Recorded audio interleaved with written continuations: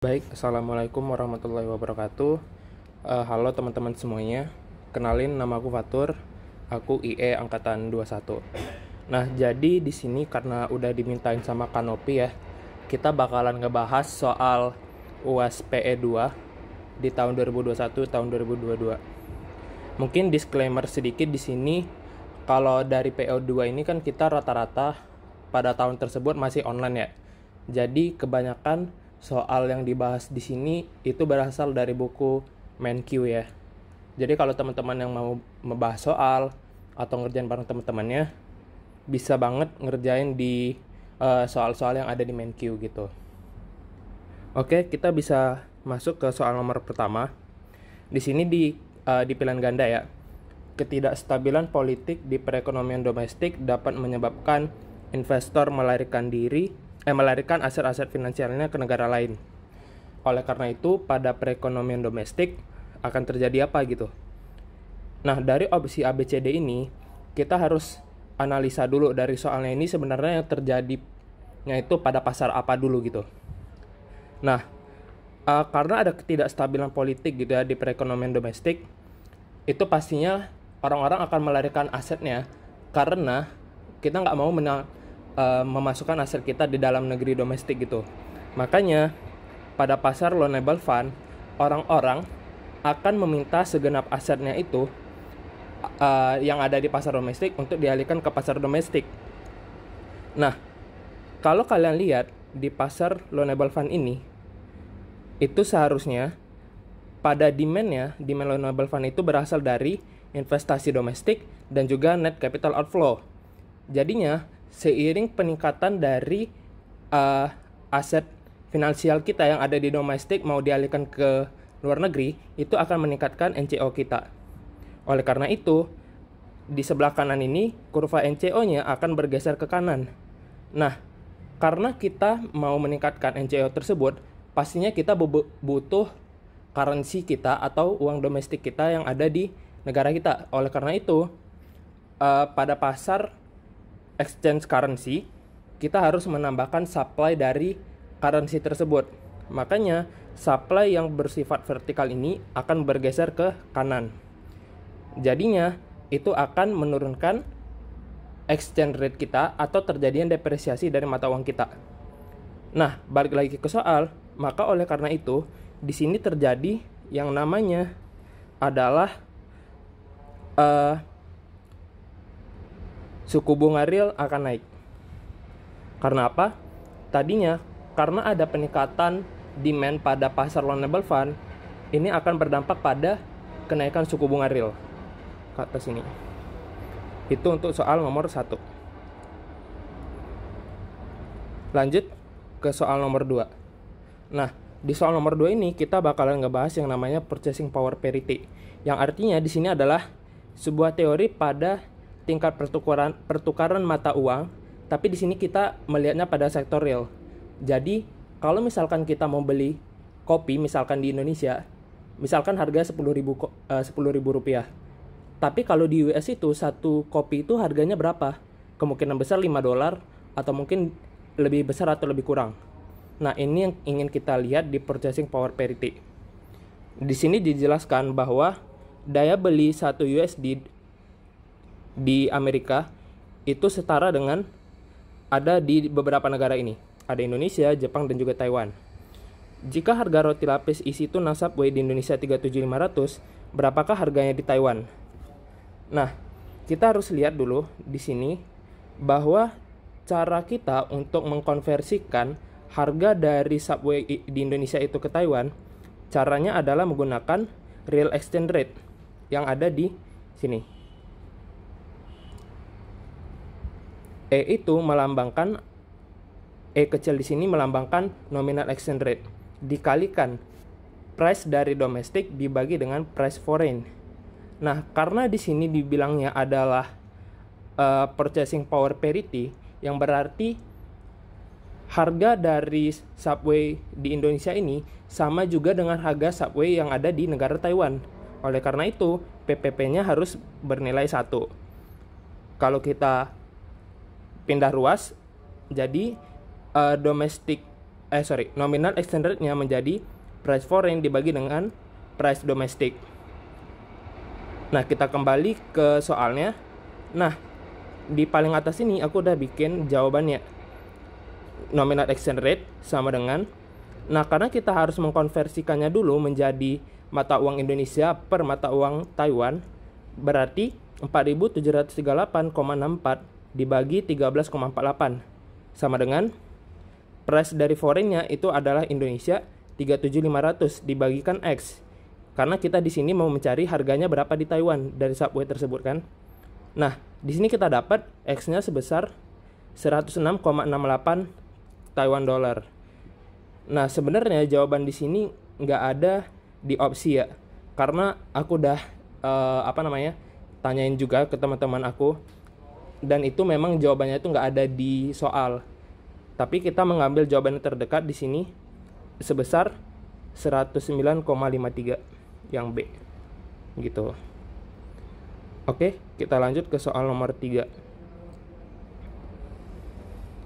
Di soal nomor 3, biaya berlangganan paket Netflix standar di Taiwan adalah 300 Taiwan dollar dan Rp153.000 di Indonesia. Diketahui pula nilai tukar nominal yang berlaku saat ini adalah Rp494,73 per Taiwan dollar. Perhatikan pernyataan-pernyataan berikut. 1. Nilai tukar kedua negara berdasarkan PPP sebesar 463,64 per Taiwan dollar. 2. Berdasarkan PPP, nilai tukar rupiah saat ini 6,28% lebih rendah. 3. Biaya langganan 2 paket standar Netflix di Indonesia ekuivalen 618,52 Taiwan dollar. 4. Biaya berlangganan paket Netflix di Taiwan lebih murah daripada Indonesia.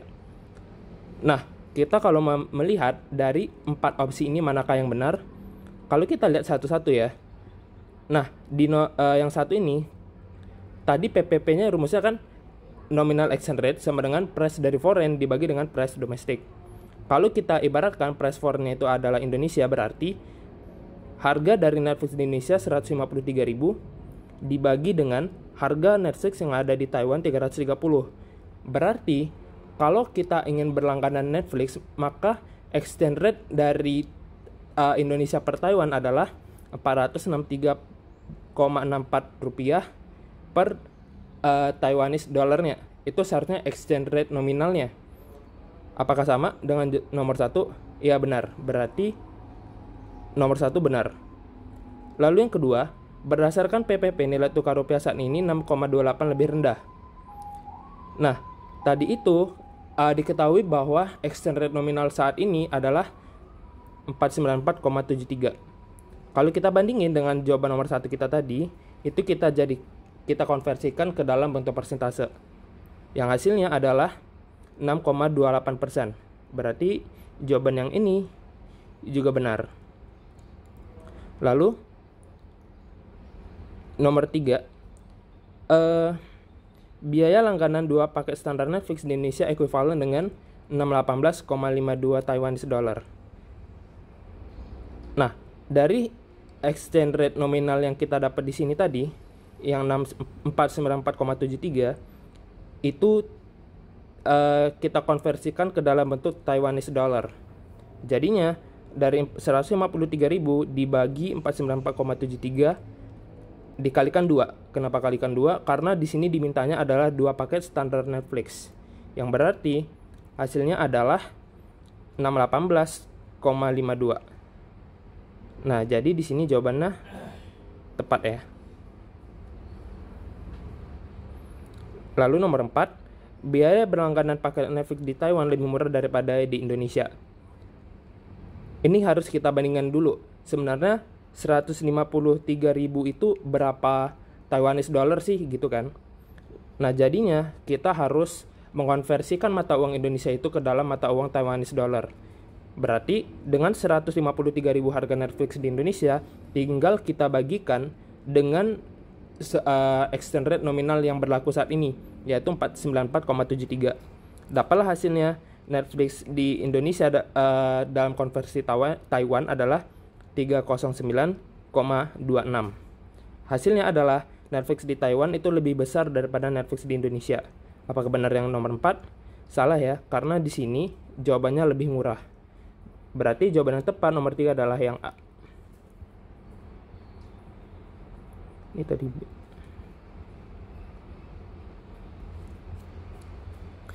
Oke, kita lanjut ke soal nomor 4. Di soal nomor 4 ini, Bank Sentral Amerika Serikat atau The Fed menaikkan suku bunga acuan sebesar 0,5%. Kenaikan tingkat suku bunga acuan di AS tersebut dikhawatirkan menyebabkan capital flight di Indonesia, sehingga di Indonesia akan terjadi apa gitu. Nah, kalau kita melihat seiring kenaikan suku bunga di luar negeri, itu kita pasti akan mau memindahkan aset kita yang ada di domestik ke luar negeri. Karena apa? Itu akan memberikan return yang lebih besar buat kita sendiri yang ada di negara Indonesia. Nah, pastinya karena kita mau membeli aset di luar negeri itu akan menaikkan net capital outflow kita secara logika. Nah, kenaikan NCO ini seperti yang ada di nomor 1 tadi ya. Di nomor 1 ini, ingat di pasar loanable fund S equals to I plus NX. Nah, NX ini diubah menjadi NCO. S ini berupa saving yang berada di supply of loanable fund. Sedangkan I plus NX ini adalah demand dari loanable fund. Jadinya di soal nomor 4 ini, peningkatan dari net capital outflow itu berasal dari demand loanable fund kita yang seiring meningkat gitu. Nah, karena peningkatan dari demand loanable fund ini akan menaikkan suku bunga real yang ada di domestik. Jadinya, seiring peningkatan NCO itu, pastinya kita harus menyediakan supply rupiah yang lebih besar. Karena untuk membeli aset luar negeri itu kita membutuhkan rupiah. Nah, di sini di pasar exchange rate ini akan menggeser kurva supply-nya ke kanan, sehingga akan menurunkan mata uang rupiah Indonesia. Dengan kata lain, rupiah Indonesia akan terjadi depresiasi. Gitu. Maka jawaban yang tepat di sini adalah yang di nomor 4 adalah yang A. Peningkatan net capital outflow, kenaikan tingkat suku bunga di pasar loanable fund, dan depresiasi rupiah. Di soal nomor 5, kita lanjut.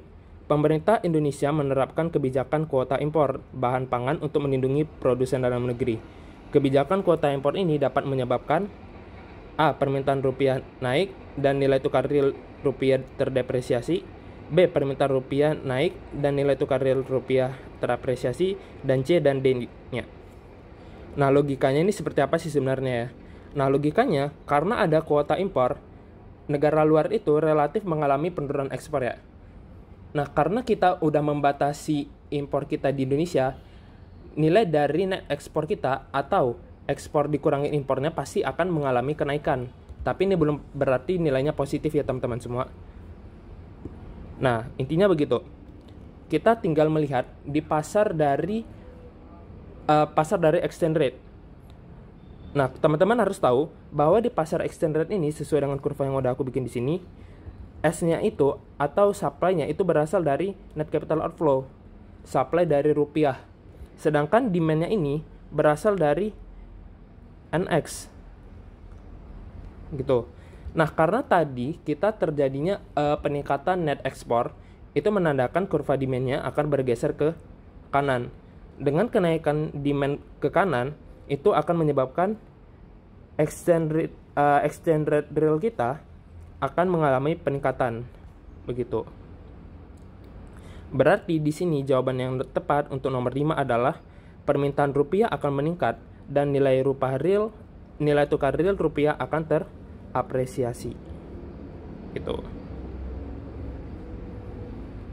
Di sini aku bikin notes juga bahwa kenapa NCO itu tetap karena tidak ada perubahan suku bunga.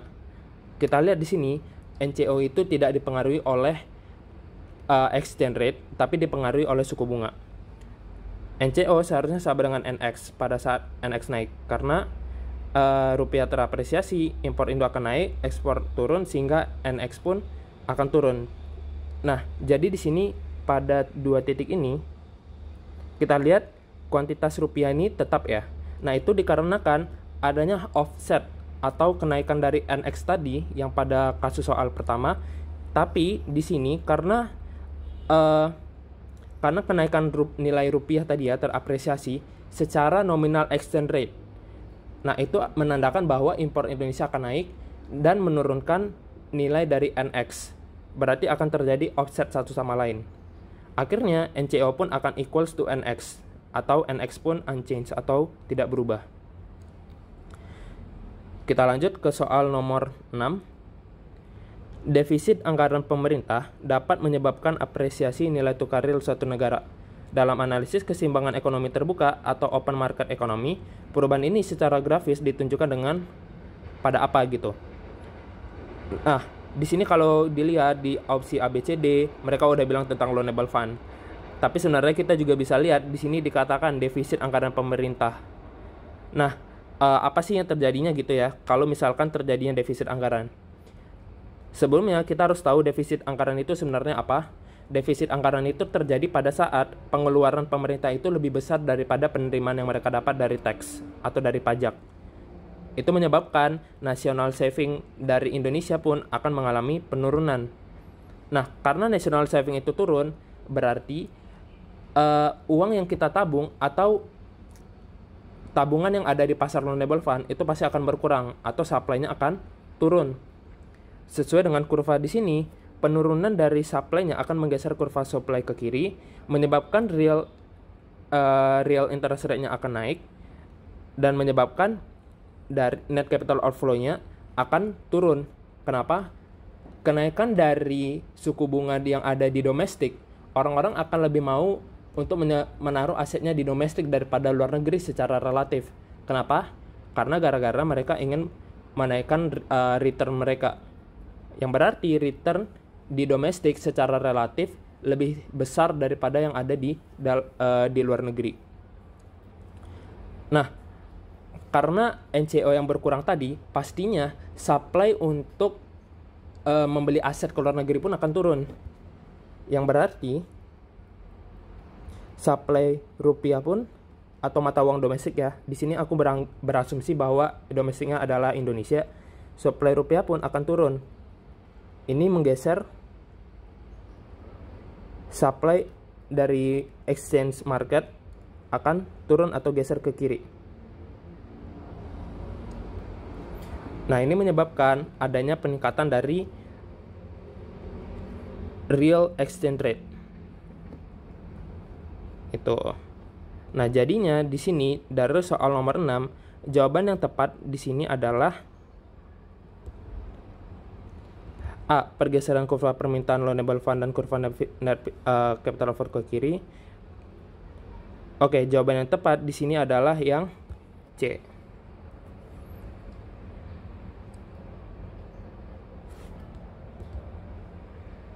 Karena kita lihat tadi di sini yang bergeser adalah kurva penawaran loanable fund dan kurva penawaran mata uang domestik ke kiri.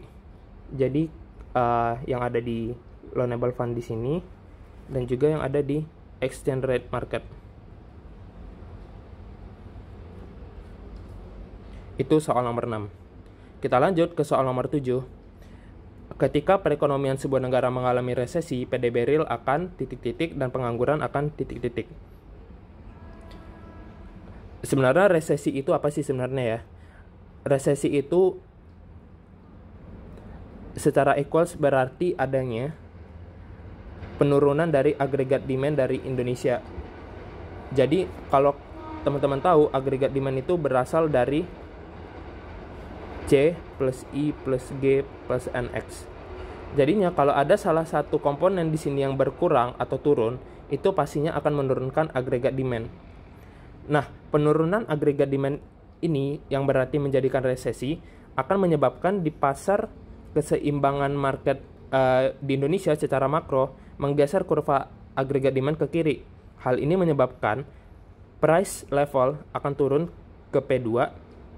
Tingkat price level akan turun ke P2, sedangkan outputnya atau si Y-nya ini juga akan mengalami penurunan ke kiri menjadi Y2. Nah, lalu apa sih yang menjadi implikasi dari kurva dari pengangguran gitu ya? Nah, kalau misalkan terjadinya pengurangan output yang diminta ya, perusahaan akan mengurangi cost of production mereka dengan cara mengurangi pegawai mereka. Makanya di sini pengangguran pun akan meningkat.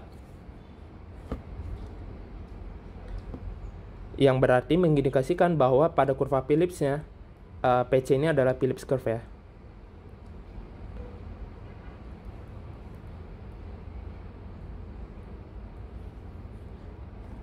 Akan mengalami movement sepanjang kurvanya. Oleh sebab itu, di sini jawaban yang tepat adalah PDB real akan turun dan pengangguran akan naik. Yang C. Lalu soal nomor 8, perubahan kuantitas permintaan output agregat pada saat tingkat harga meningkat terjadi karena di sini agregat demand ya memiliki beberapa konsep yang menyebabkan kenapa si kurva agregat demand itu downward sloping. Nah, penyebab dari downward slopingnya ini berasal dari monetary policy dan juga fiscal policy. Nah, yang pertama itu adanya yang namanya dual effect. Dual effect ini berartinya kita mau melihat seberapa besar sih kekayaan kita pada saat price level secara umum itu turun. Nah, itu berasal dari uang yang kita pegang. Jadi kalau misalkan di sini pada kasus pertama price level itu turun, berarti misalkan kita punya permen yang awalnya itu harganya itu 50 rupiah. Tapi kalau misalkan harga permen itu turun jadi 25, itu secara relatif uang kita itu bisa membeli permen lebih banyak, yang berarti nilai dari rupiah kita itu akan mengalami kenaikan, value of money-nya pun akan mengalami kenaikan, yang berarti dari yang awalnya kita bisa beli 1 permen, sekarang kita bisa beli 2 permen, yang berarti konsumsi akan meningkat dan output yang dihasilkan pun akan meningkat. Lalu interest rate effect. Nah, ini berawal dengan kasus juga saat price level turun. Itu berarti yang awalnya kita menggunakan, yang kita awalnya membeli permen dari 50 jadi 25, itu sebenarnya uang yang kita pegang itu, yang tersisa 25 itu, kita bisa gunakan daripada membeli permen lagi, itu bisa kita gunakan untuk membeli bonds atau obligasi, atau juga mungkin kita bisa mendepositkannya ke dalam pasar loanable fund. Nah, hal ini akan berimplikasi pada penurunan interest rate. Nah, karena penurunan interest rate ini, investasi pun akan meningkat dan meningkatkan output agregat dari ekonomi. Itu dari interest rate. Nah, lalu bagaimana dampaknya pada pasar pertukaran uang domestik? Nah, ini hampir sama dengan interest rate effect. Akan tetapi, pada saat penurunan harga, itu akan menyebabkan suku bunga kita turun, NCO pun akan naik, yang berarti orang-orang akan memindahkan aset mereka ke luar negeri.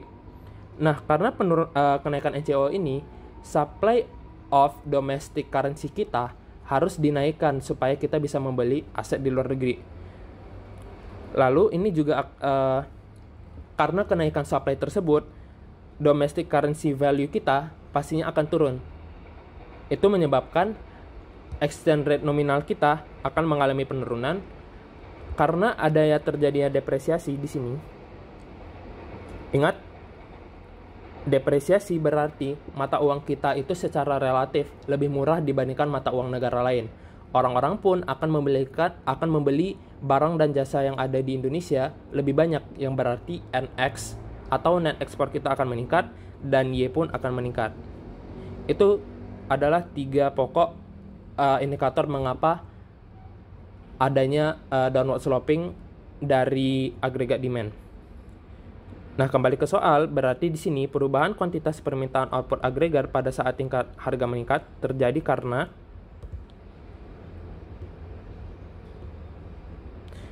adalah terjadinya penurunan real effect, kenaikan. Nah, kalau kita lihat di wealth ya, the wealth effect, itu akan terjadi, ini kebalikannya, karena tingkat harga semakin meningkat berarti real wealth-nya akan naik, dan tingkat suku bunganya akan naik pada interest rate effect, dan pada exchange rate effect akan terjadinya apresiasi nilai tukar. Berarti jawaban tepat di sini adalah yang A.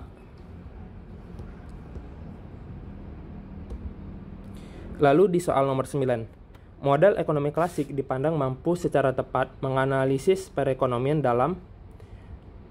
Nah, model ekonomi klasik ini mereka menjelaskan yang namanya ada monetary neutrality,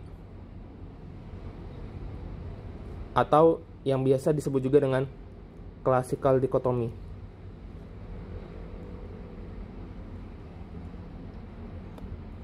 Nah, maksud dari dua ini apa gitu ya? Yang ini berarti variabel moneter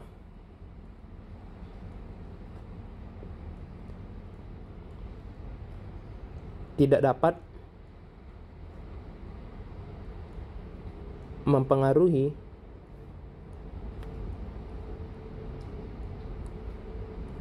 variabel real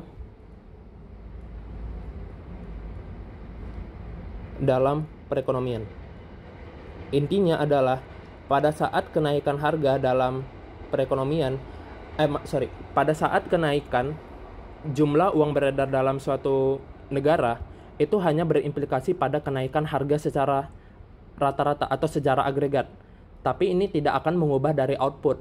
Makanya pada saat M naik, itu hanya implikasinya pada peningkatan harga, tapi tidak pada sektor real. Sektor real itu contohnya apa aja sih gitu ya? Itu contohnya adalah PDB, itu contohnya pada unemployment, PDB, dan lain-lainnya yang bisa dihitung secara goods and services gitu. Dan ini hanya dapat terjadi di jangka panjang ya. Kalau di jangka pendek, itu variabel moneter dan variabel real itu masih berkorelasi satu sama lainnya.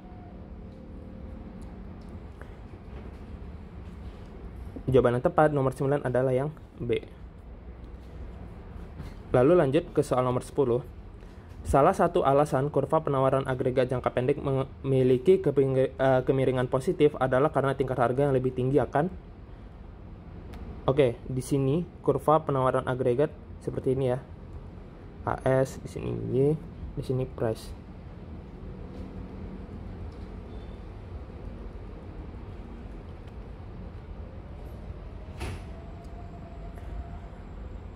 Nah, kalau kita lihat di soal ini berhubungan yang sama adanya konsep sticky wage theory.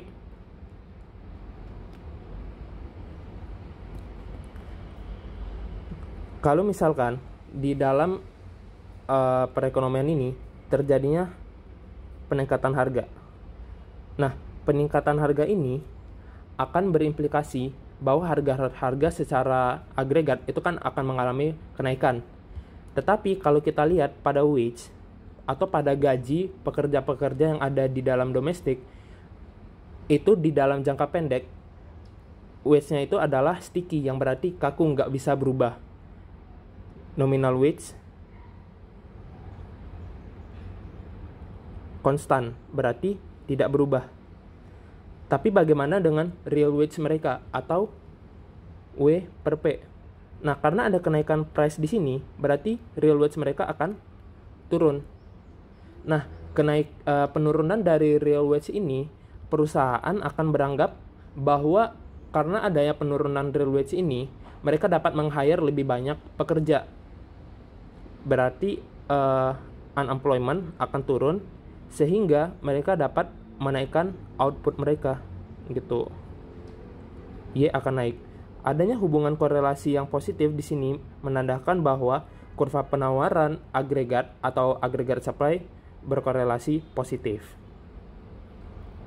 Nah, jadinya jawaban yang tepat di sini adalah yang B. Gitu. Karena di jangka pendek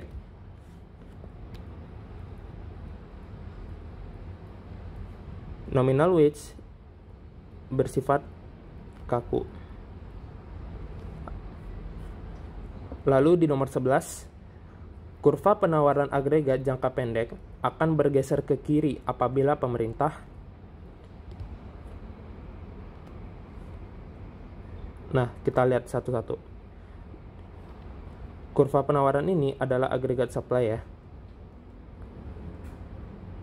Kalau kita lihat di soal yang A, menaikkan tingkat upah minimum. Nah, berarti kalau misalkan upah minimum di suatu negara itu mengalami peningkatan, yang misalkan awalnya per tahun adalah 3 juta, tapi tiba-tiba pemerintah menaikkan upah minimum sebesar 3.500.000. Nah, kenaikan upah minimum ini berarti cost of production atau biaya yang dikeluarkan perusahaan akan juga mengalami kenaikan. Dan mereka harus meng-hire lebih sedikit pekerja. Nah, oleh karena itu, kurva AS-nya pun akan bergeser ke kiri untuk kasus yang A. Lalu yang B, merancang program unemployment benefit yang terbatas. Nah, contoh unemployment benefit ini contohnya apa ya? Kayak kartu prakerja. Nah, tapi di sini ada kata terbatasnya. Kalau pemerintah memberikan unemployment benefit yang terbatas, berarti ibaratnya gini, semakin banyak kartu prakerja yang diberikan, maka insentif mereka untuk bekerjanya pasti akan semakin turun, yang mengakibatkan employment semakin tinggi gitu ya. Tapi karena di sini ada kata-kata terbatas, berarti kartu prakerja yang akan diberikan ke orang-orang miskin di Indonesia atau yang masih unemployment itu nilainya hanya kecil sedikit, yang berarti sisa-sisanya mereka akan secara insentif mencari pekerjaan, yang berarti unemployment akan turun. Nah, pada kasus yang B ini itu malah sebaliknya, aggregate supply akan meningkat karena adanya peningkatan dari pekerjaan atau unemployment akan turun gitu. Terus yang C, menurunkan pajak atas pengeluaran investasi. Nah, kalau misalkan pajak pengeluaran atas investasi turun, itu bukan menyebabkan pada agregat supply, tapi itu akan berakibat pada agregat demand yang bergeser ke kanan, karena mereka akan berinsentif lebih banyak pada investasi. Lalu yang D, menerapkan program digitalisasi UMKM. Program digitalisasi UMKM ini berarti ibaratnya adalah edukasi masyarakat. Semakin tinggi edukasi masyarakat, berarti mereka dapat memberikan output yang lebih besar, yang berarti agregat supply akan geser ke kanan. Jadi jawaban yang tepat untuk soal nomor yang 11 ini adalah yang A.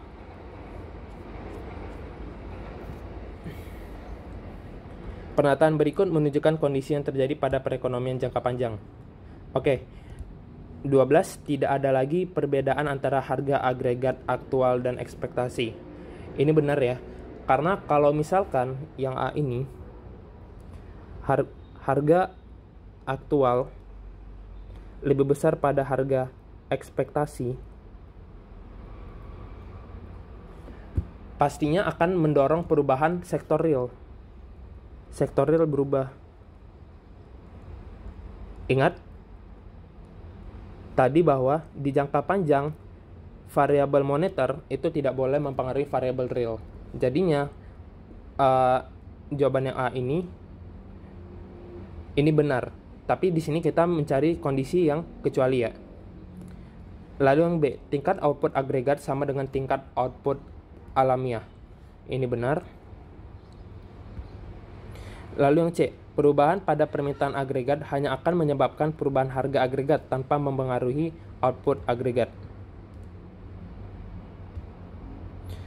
Jawaban ini benar. Lalu yang D, pergeseran kurva penawaran agregat hanya terjadi jika teknologi produksi mengalami perubahan. Nah, jawaban yang ini itu kurang tepat, yang D. Mengapa? Karena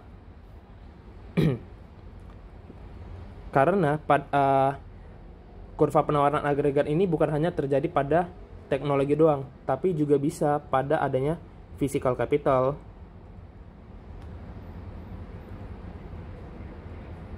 atau juga human capital, atau menemukan resource baru. Nah, variabel-variabel ini yang dapat mempengaruhi dari penawaran agregat, sehingga jawaban yang tepat adalah yang D. Soal nomor 13, lanjut. Manakah pernyataan berikut yang tepat ketika perekonomian mengalami stagflasi? Nah, stagflasi ini ditunjukkan adanya peningkatan harga tapi dibarengi dengan penurunan output.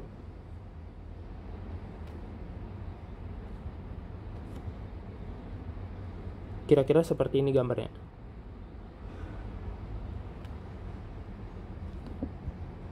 Nah, bagaimana sih kondisinya kalau misalkan terjadinya penurunan agregat supply di sini, tapi kita mau melihat kondisi dengan long run agregat supply.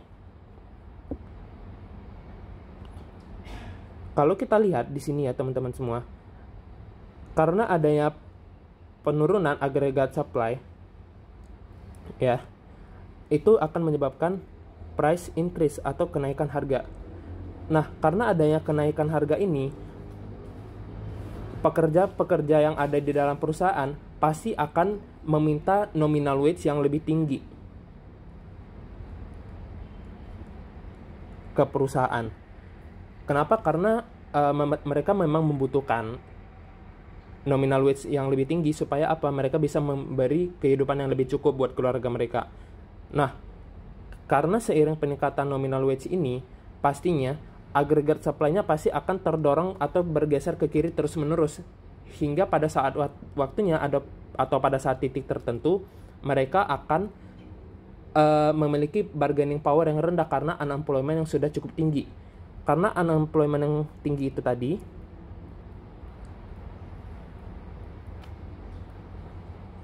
perusahaan memiliki firm has bargaining power, yang mengakibatkan bahwa perusahaan ini dapat meng-hire pekerja-pekerja dengan nominal wage yang rendah, yang berarti AS-nya atau agregat supply-nya akan naik. Nah, tadi kan awalnya AS-nya itu akan turun, tapi karena adanya konsep seperti ini, AS-nya akan lama-lama naik hingga akan kembali ke titik semula yang ada di titik A ini. Nah, ini dinamakan dengan wage price spiral.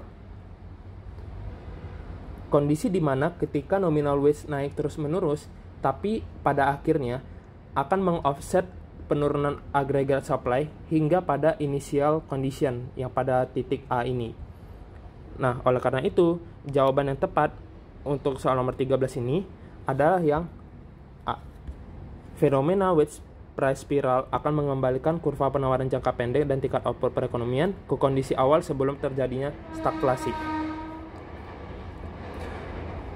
Lalu kita lanjut ke soal nomor 14. Tingkat bunga pada keseimbangan di pasar uang akan meningkat jika di pasar uang money market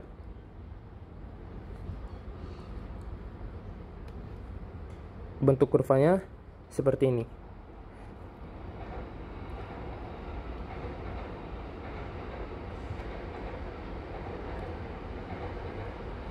Nah, untuk nomor yang A, Bank Sentral menerapkan kebijakan ekspansi moneter. Tingkat bunga pada keseimbangan di pasar uang akan meningkat jika Bank Sentral ini menerapkan kebijakan ekspansi moneter yang berarti akan meningkatkan jumlah uang beredar dengan cara MS-nya itu dinaikin. Nah, kenaikan MS ini malah menurunkan real interest rate, berarti yang A ini salah. Lalu yang kedua, yang B, dikatakan bahwa pendapatan masyarakat naik. Karena pendapatan masyarakat itu naik, pastinya itu bukan berubah pada money supply-nya, tapi akan meningkatkan money demand. Kenapa? Peningkatan pendapatan masyarakat itu mereka akan meminta uang yang akan mereka simpan di saku itu menjadi lebih banyak, karena mereka akan berasumsi akan meningkatkan konsumsi dan juga akan meningkatkan output agregat yang ada di ekonomi. Makanya jawaban yang tepat di sini adalah yang B. Karena pendapatan masyarakat yang naik ini akan menaikkan real interest rate gitu secara kurvanya.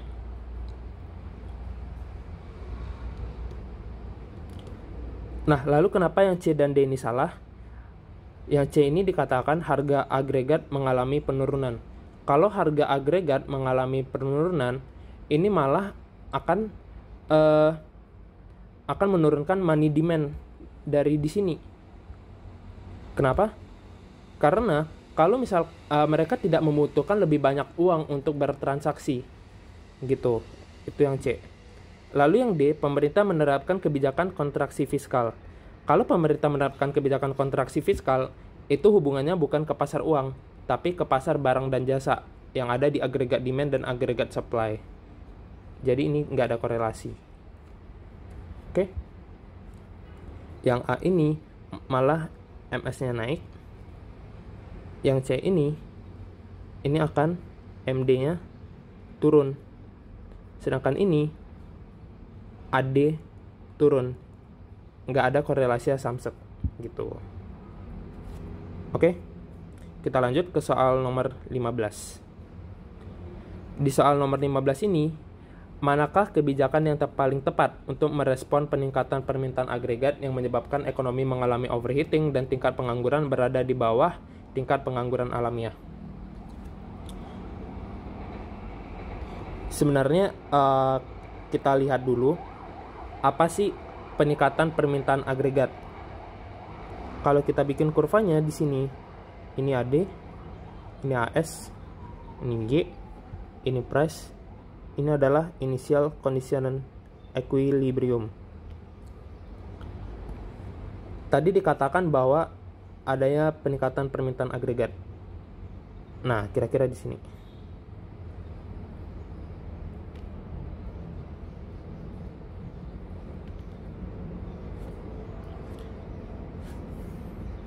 Nah, dikatakan bahwa di sini ada kata-kata alamiahnya.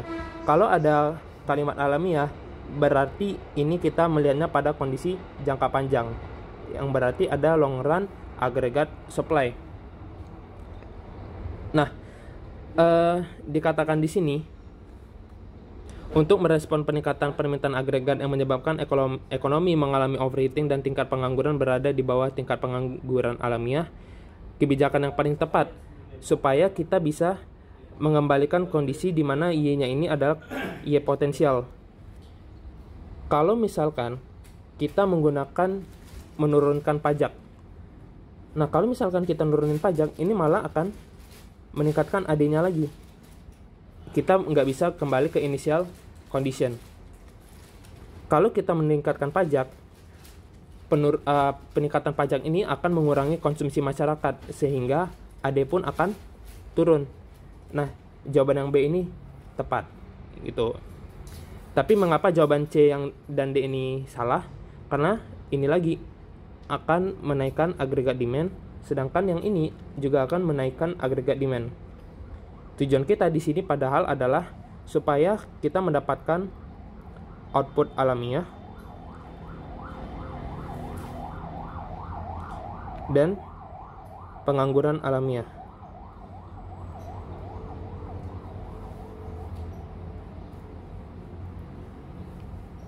Di sini. Oleh karena itu, kita harus meningkatkan pajak supaya konsumsi masyarakat itu turun, menyebabkan agregat demand itu pun juga akan mengalami penurunan. Kita lanjut ke soal nomor 16. Menurut teori kurva Phillips jangka pendek, dampak yang terjadi ketika bank sentral menerapkan kebijakan moneter ketat.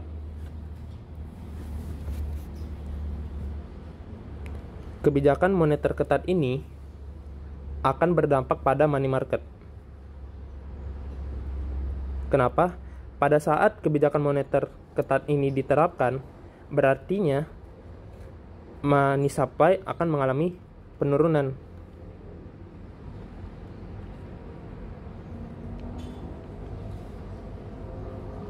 Atau kurva money supply yang akan bergeser ke kiri.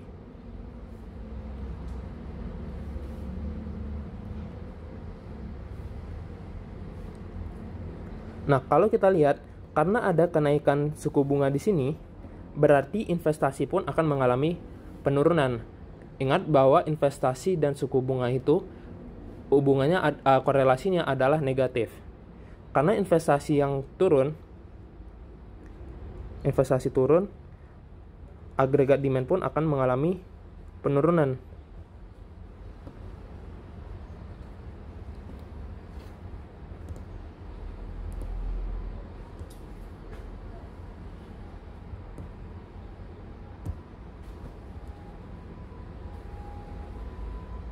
Ke sini, ke kiri.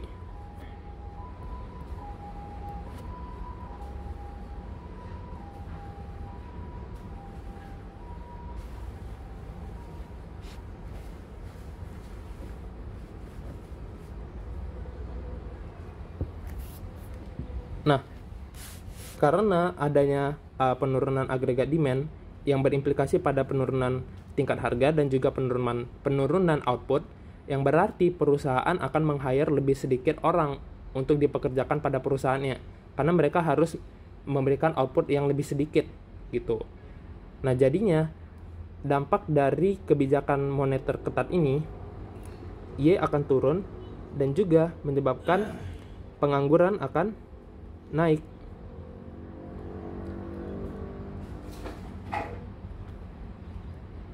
Gitu. Nah, kita lihat ABCD-nya. Yang A, tingkat bunga akan turun. Jawabannya salah, karena pada money market suku bunganya akan mengalami kenaikan. Inflasi meningkat.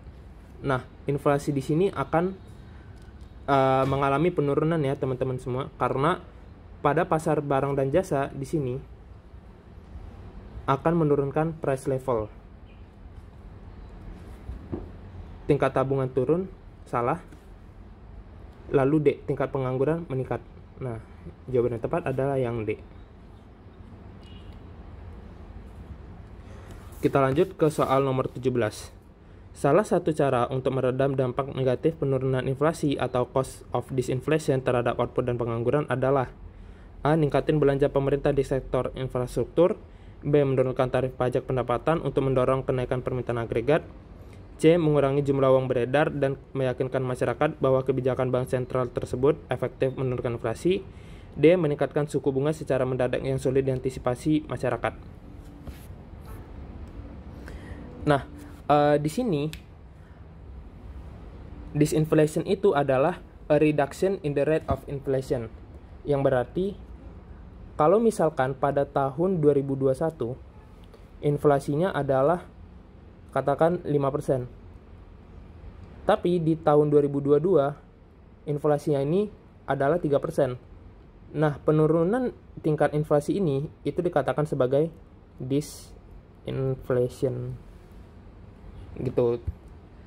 Nah, karena adanya ekspektasi masyarakat bahwa adanya disinflation ini, inflasi menurun ya.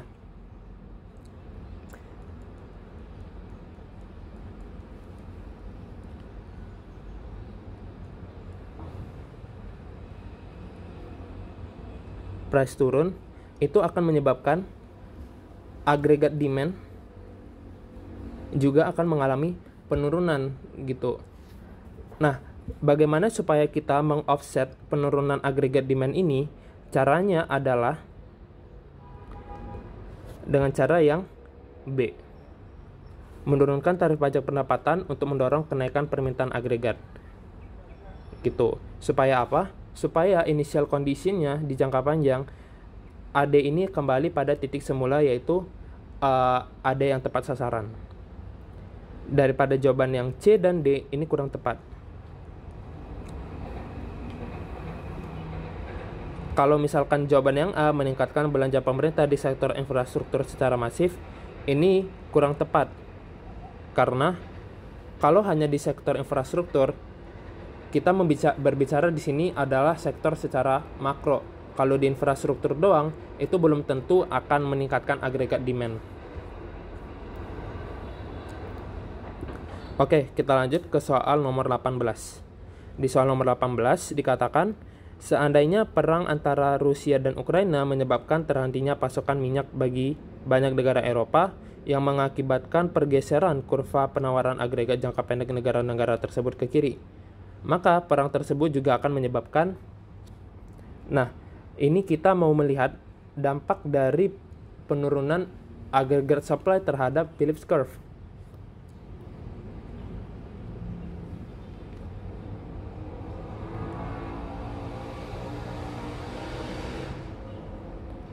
Nah, di sini kalau misalkan digambarkan kurva barang dan jasa secara agregat,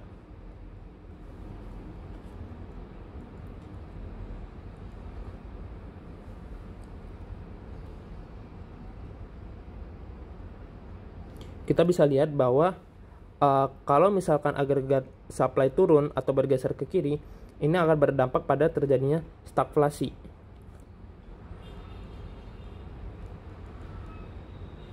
Stagflasi adalah, diulangin, kenaikan harga dan penurunan output. Nah, efeknya pada kurva Phillips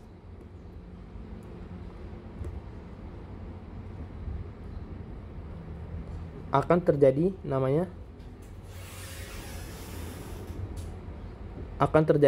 pergeseran ke kanan.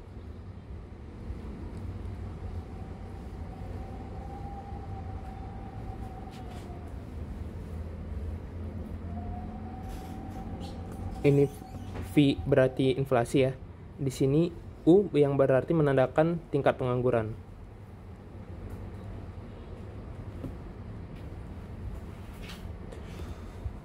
Nah, logikanya itu sebenarnya bagaimana ya? Kalau misalkan terjadi agregat supply penurunan, itu berarti menandakan output yang semakin sedikit. Perusahaan akan meng-hire lebih sedikit pekerja supaya bisa meng-offset penurunan penjualan mereka. Nah, tetapi karena seiring peningkatan pengangguran tersebut, barang-barang di sana menjadi langka sehingga terjadinya peningkatan harga. Peningkatan harga dan juga sekaligus peningkatan pengangguran. Ini yang terjadi karena awalnya agregat supply yang turun tadi itu. Makanya di sini jawaban yang tepat adalah yang C. Pergeseran kurva Phillips jangka pendek ke kanan. Gitu. Nah, lalu di soal nomor 19, argumen untuk mengurangi munculnya permasalahan time inconsistency biasa digunakan oleh kelompok mendukung ide bahwa. Nah, ini bisa kalian baca ya di buku Menkyu 6 Problems yang ada di bab 36 atau chapter 36. Should monetary policy be made by rule rather than by discretion? Jadi sebenarnya kebijakan moneter itu harus dibuat oleh aturan atau oleh diskresi. Diskresi ini yang berarti menandakan keleluasaan dari pemangku jabatan gitu. Nah, di sini jawaban yang tepat adalah yang B. Karena dengan begitu time inconsistency itu adanya jangkauan yang tidak bisa diatur oleh si pemerintah ini karena ada lag waktu tersebut gitu. Jadinya supaya itu bisa berdampak dengan baik, pemerintah tidak boleh secara leluasa bank sentral tidak boleh secara leluasa untuk mengatur ekonominya sendiri.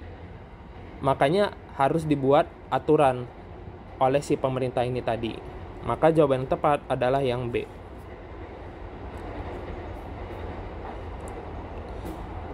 Lalu di soal pilihan ganda yang terakhir di sini, pendukung kebijakan pemotongan pajak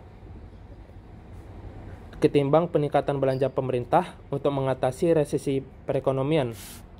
Nah, di sini ada pro terhadap tax cut. Cons-nya adalah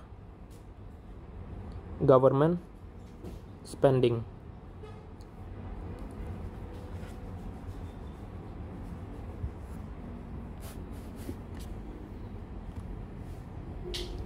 Nah, di sini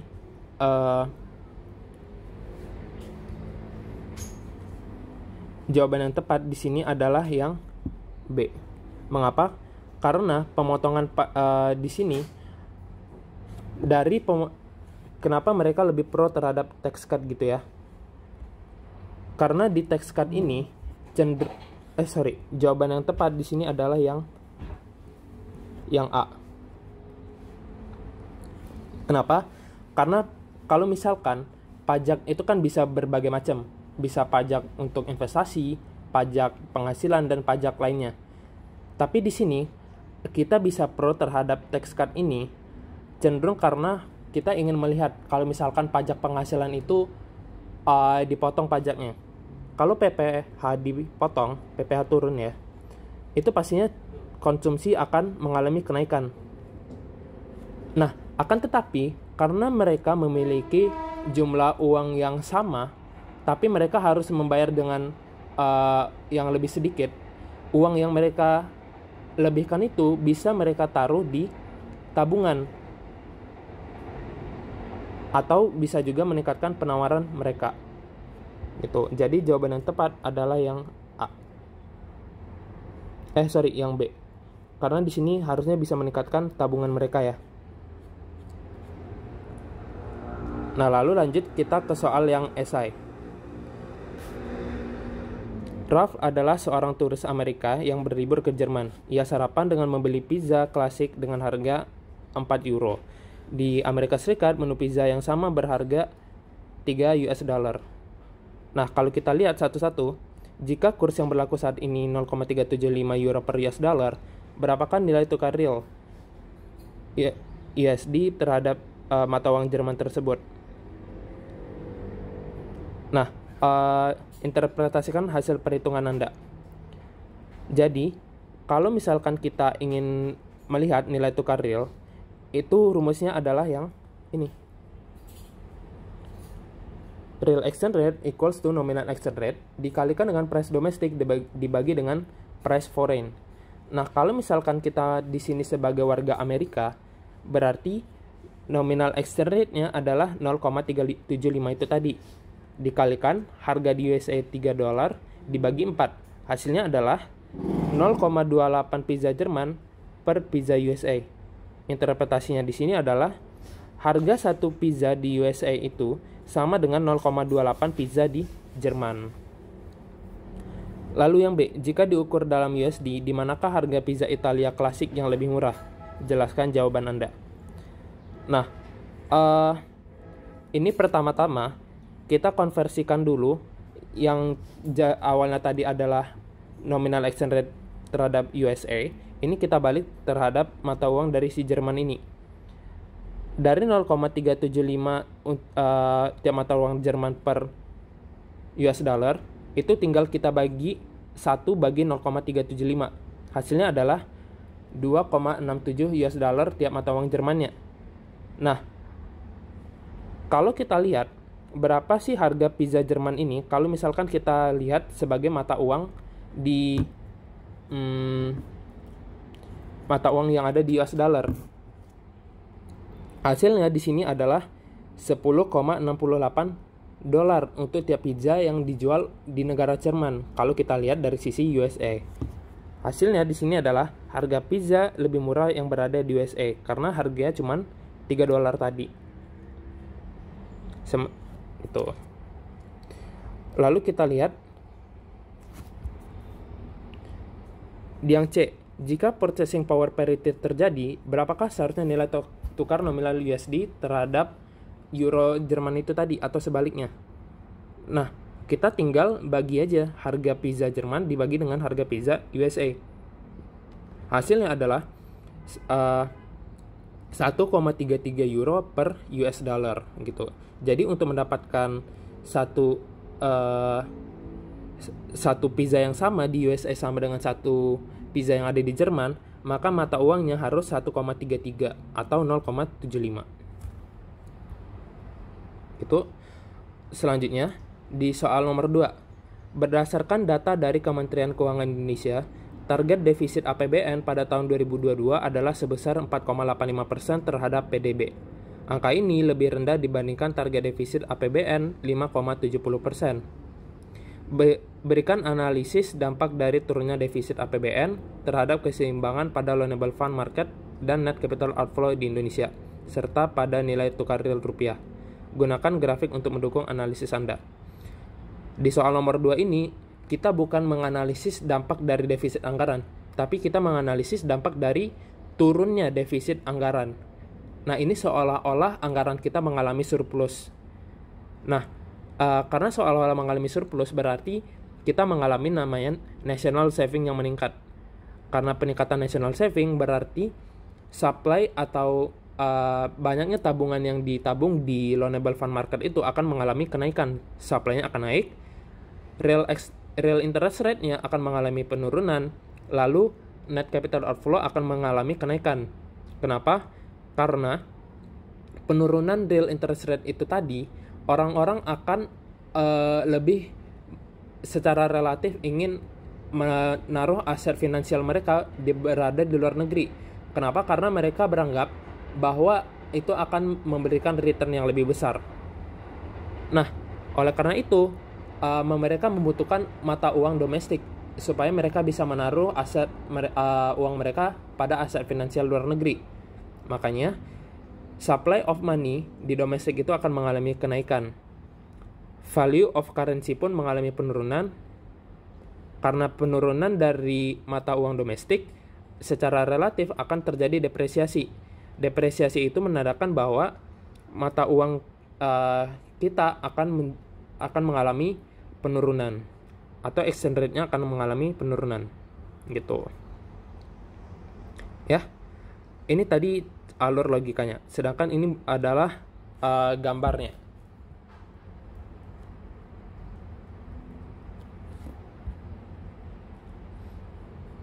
Itu tadi untuk soal nomor 2. Lalu kita lihat di soal nomor 3. Pada 24 Februari tahun 2022, secara tidak terduga pasukan Rusia menyerang Ukraina. Hingga saat ini, perang Rusia-Ukraina masih berlangsung dan menimbulkan dampak besar terhadap perekonomian global. Bagaimana dampak perang Rusia-Ukraina terhadap keseimbangan ekonomi di Indonesia dalam jangka pendek? Jelaskan dan gunakan grafik model agregat demand dan short run agregat supply untuk memperkuat penjelasan Anda. Nah, di sini kalau kita lihat ya, dalam jangka pendek yang berperan faktornya di sini adalah fiskal dan moneter. Tapi dalam jangka panjang yang berperan hanyalah faktor moneter aja. Nah, dampak dari resiko geopolitik itu dapat mengganggu perdagangan Indonesia dengan negara Eropa. Yang pertama, Indonesia sebagai ekspor minyak mentah mengalami kerugian. Karena apa? Karena orang-orang Rusia dan Ukraina tidak bisa lagi mengimpor minyak mentah dari Indonesia, menyebabkan agregat demand Indonesia akan mengalami penurunan. Karena yang awalnya NX itu tadi mengalami penurunan. Lalu kedua, Ukraina sebagai pemasok gandum terhenti. Nah, Indonesia karena biasanya membeli gandum dari Ukraina, nggak bisa lagi membeli gandum di negara Ukraina itu tadi sebagai bahan pokok makanan Indonesia. Nah, lalu sebenarnya yang terjadi itu yang mana sih? Kalau yang nomor dari nomor 1 dan nomor 2. Secara makro, minyak mentah memiliki efek domino yang paling besar untuk seluruh sektor Indonesia. Karena kalau misalkan harga minyak mentah di Indonesia itu berakibat bukan hanya pada makanan sehari-hari, makanan pokok, tapi seluruh barang yang ada di negara Indonesia. Karena ada gejolak politik tersebut, agregat demand Indonesia pastinya akan mengalami penurunan. Ada yang akan turun, berarti price akan mengalami penurunan.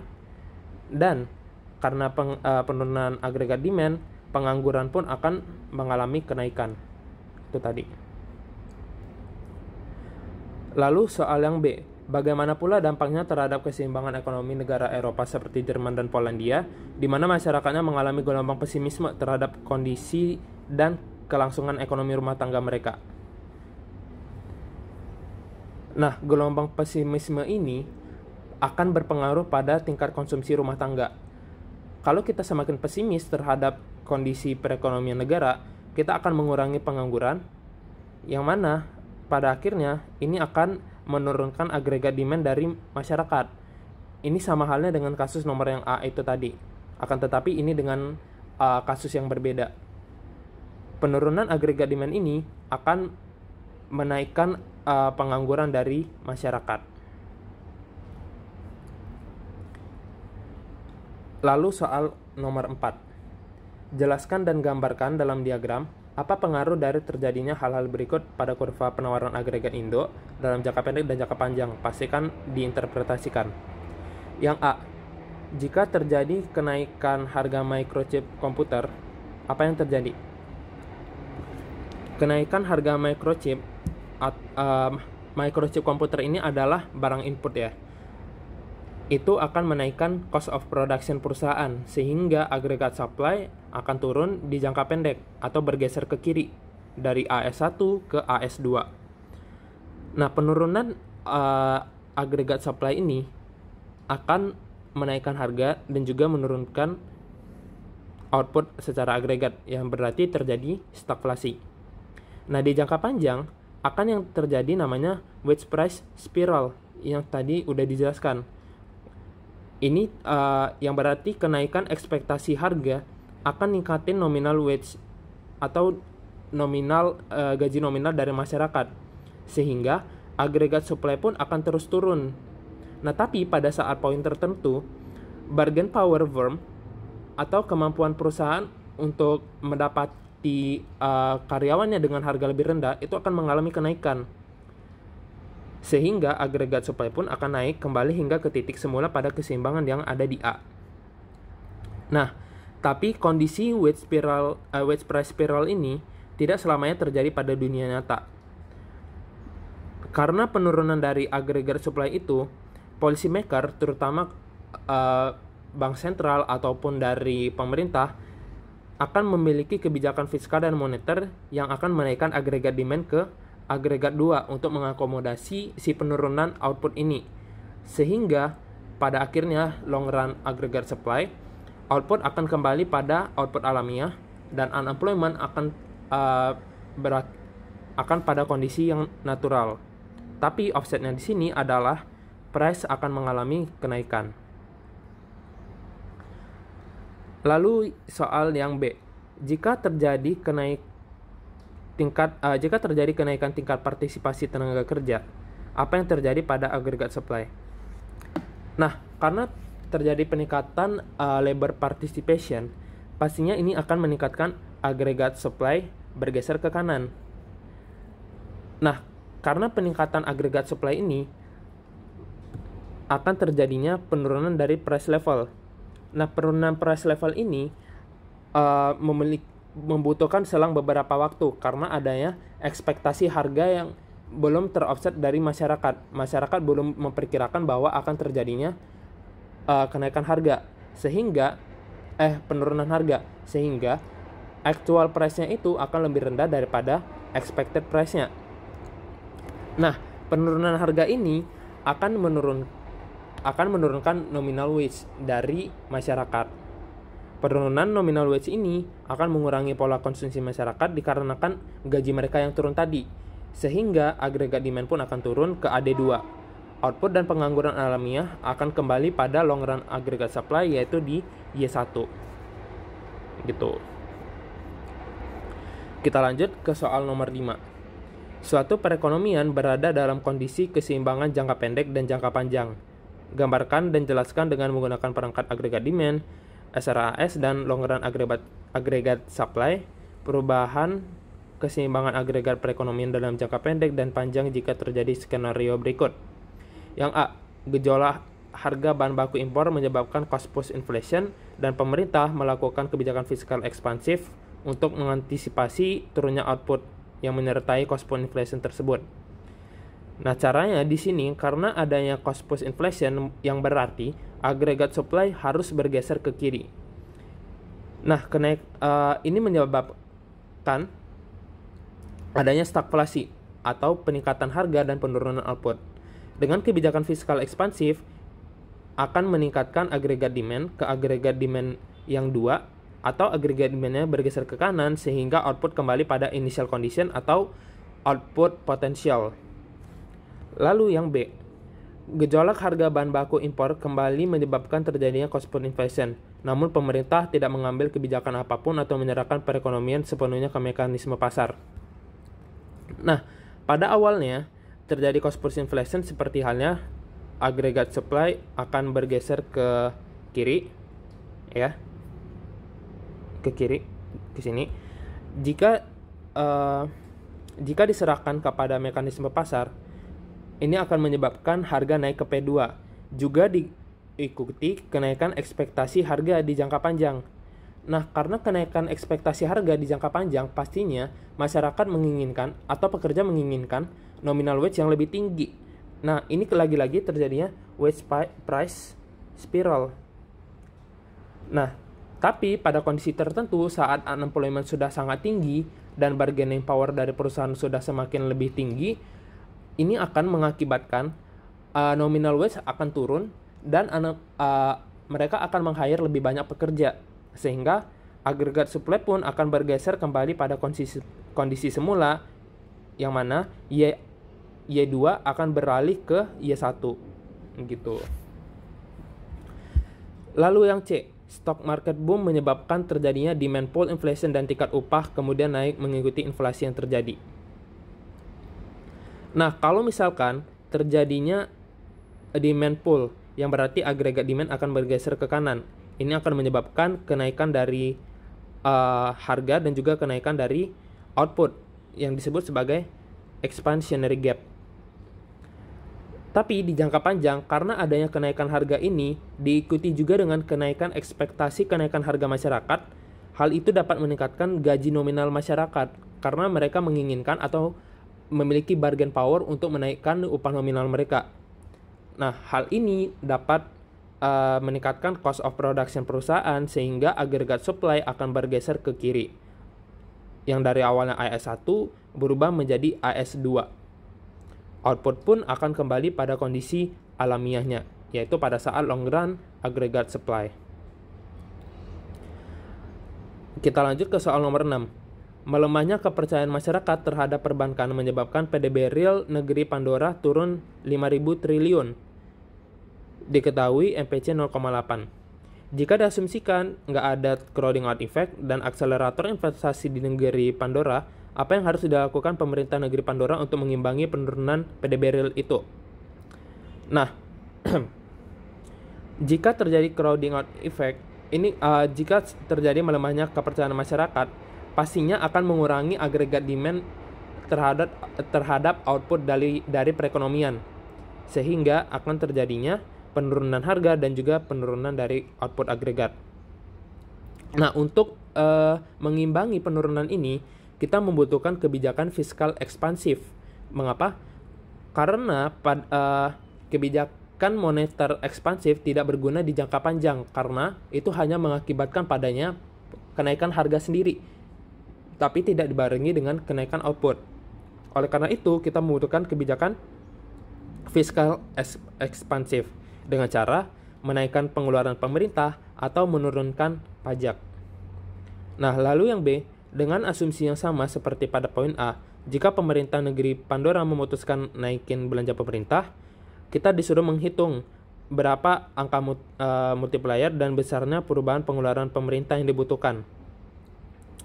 Nah, untuk mencarinya di sini kita harus lihat dulu bahwa rumusnya di sini adalah delta Y per delta G itu sama dengan 1 per MPS.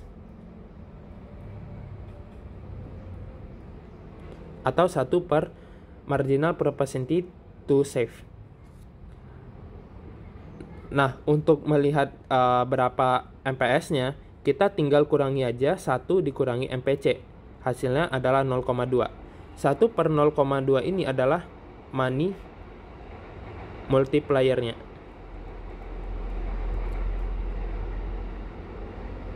Atau sekitaran 5.